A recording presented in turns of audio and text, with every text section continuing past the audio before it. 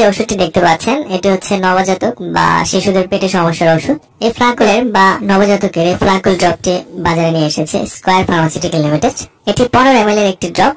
এই ড্রপটিতে প্রতি ml রয়েছে 67 মিলিগ্রাম সিমিথিকন। চলুন এবার জানি ফ্লাকুল ড্রপটি শিশুদের কোন কোন সমস্যা হলে খাওয়াবেন। শিশুদের সব থেকে বেশি যে অসুখ হয় তা হচ্ছে পেটের সমস্যা। এর কারণ শিশুরা না বুঝেই কিন্তু এটা সেটা মুখে দিয়ে ফেলে। আর শিশুরা বুকের দুধ খাওয়ার সময় বুকের দুধের থেকে বাতাসের পরিমাণ অনেক সময় বেশি ঢুকে ফেলে। এইসব নানান কারণে শিশুদের পেটে গ্যাসের সৃষ্টি হয় এবং সেই গ্যাসের কারণে শিশুদের পেটে ব্যথা হয়।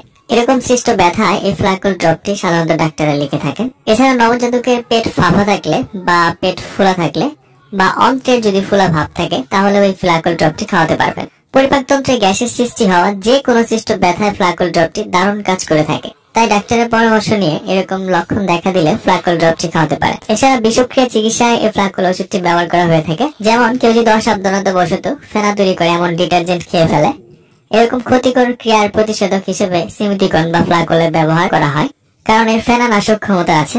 এছাড়া অপারেশন পরবর্তী গ্যাসের সমস্যাতেও ফ্লাকুল ওষুধটি ব্যবহার করা হয়ে থাকে। এবার জানা যাক ফ্লাকুল ড্রপটি আপনার নবজাতক বা শিশুকে কিভাবে খাওয়াবেন। 2 বছর বা তার কম শিশুদেরকে ডাক্তার সাধারণত 0.3 ml করে দিনে 3 থেকে 4 বার লিখে থাকেন এবং 2 থেকে 12 বছর বয়সী শিশুদের জন্য 0.5 ml করে দিনে 3 থেকে 4 বার দেওয়া যেতে পারে।